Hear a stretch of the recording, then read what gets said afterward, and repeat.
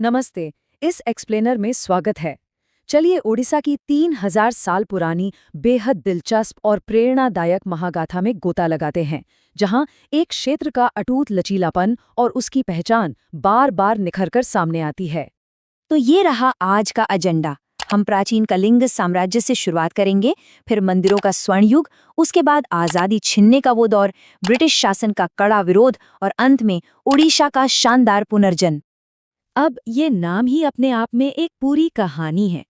कलिंग, उत्कल या महाकांतार ये सिर्फ प्राचीन नाम नहीं है, बल्कि ये बताते हैं कि सदियों से इस क्षेत्र की पहचान कितनी समृद्ध, तरल और विविध रही है। चलिए सीधे हमारे पहले दौर में चलते हैं। नंबर 1, प्राचीन कलिंग साम्राज्य, एक बेहद ताकतवर और समृद्ध युग। भौगोलिक रूप से अगर देखा जाए तो मौर्य साम्राज्य के उस प्रसिद्ध आक्रमण से ठीक पहले कलिंग कोई छोटा मोटा राज्य नहीं था, बल्कि एक पूरी तरह से स्वतंत्र और विशाल साम्राज्य था। लेकिन फिर आता है साल 261 ईसा पूर्व, कलिंग का युद्ध। सच कहूं तो इसका पैमाना रोंगटे खड़े कर देने वाला था। करीब 10 लाख जानें गईं, और इसी भयानक तबाही ने सम्राट अशोक का पूरा इतिहास ही बदल कर रख दिया। अब हाथी गुम्बा शिलालेख को ही लें। ये कोई आम पत्थर नहीं है, बल्कि पहली शताब्दी ईसा पूर्व का एक जीता जागता सबूत है कि कैसे राजा खारवेल ने कलिंग की खोई हुई शक्ति और गौरव को फिर से हासिल किया था। इस टाइमलाइन से एकदम साफ हो जाता है कि कैसे प्राचीन काल के उस भारी रक्तपात से उभरते हुए ये क्षेत्र धीरे धीरे मध्यकाल की बेजोड़ वास्तुकला की ऊंचाइयों तक जा पहुंचा।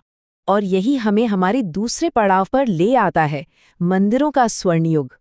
एक ऐसा समय जहां कला और संस्कृति अपने चरम पर थी। इन मंदिरों की नक्काशी सच में कमाल की है।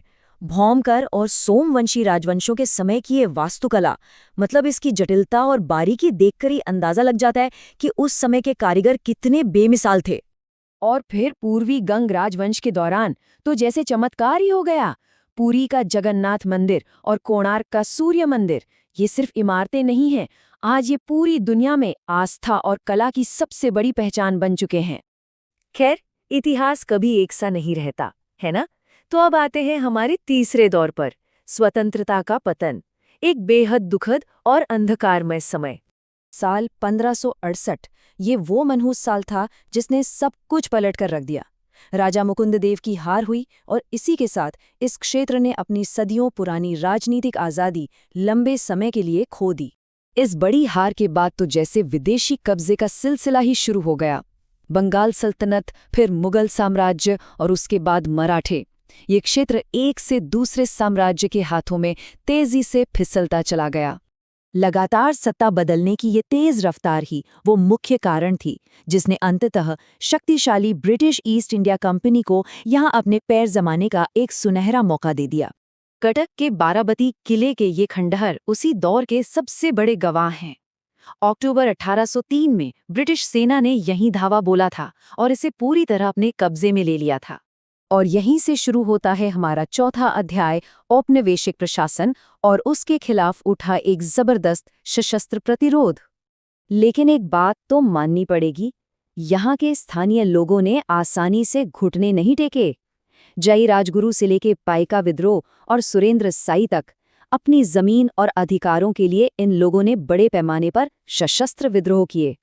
पर इन संघर्षों के बीच ही एक बहुत बड़ा दर्दनाक हादसा हुआ। 1866 का नांग दुर्भिक्ष, एक ऐसा खौफनाक अकाल जिसमें करीब 10 लाख लोगों की जान चली गई। ये सच में एक अकल्पनीय त्रासदी थी। कहते हैं ना कि सबसे अंधेरी रात के बाद ही सवेरा होता है।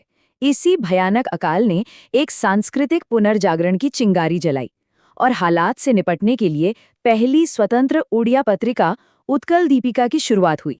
यही सदियों का अटूट हौसला हमें हमारे आखिरी और सबसे प्रेरणादायक दौर में ले आता है। नंबर 5, एक आधुनिक भाषाई राज्य का शानदार पुनर्जन्म। उत्कल सभा से लेकर उत्कल यूनियन सम्मेलन तक दशकों के अथक राजनीतिक प्रयासों का ही ये नतीजा था कि आखिरकार 1 अप्रैल 1936 को भाषा के आधार पर इस प्रांत का आधिकारिक रूप से पुनर्जन्म हुआ। और आज की ये आधुनिक विधानसभा की इमारत ये सिर्फ ईंट और पत्थर का ढांचा बिल्कुल नहीं है। ये उस खोई हुई स्वायत्तता और एक मजबूत लोकतांत्रिक शासन की वापसी का सबसे बड़ा प्रतीक है। इसीलिए हर साल 1 अप्रैल को जब उत्कल दिवस मनाया जाता है तो असल में उस कड़े संघर्ष और एक खास क्षेत्रीय पहचान की वापसी का जश्न मनाया जाता है।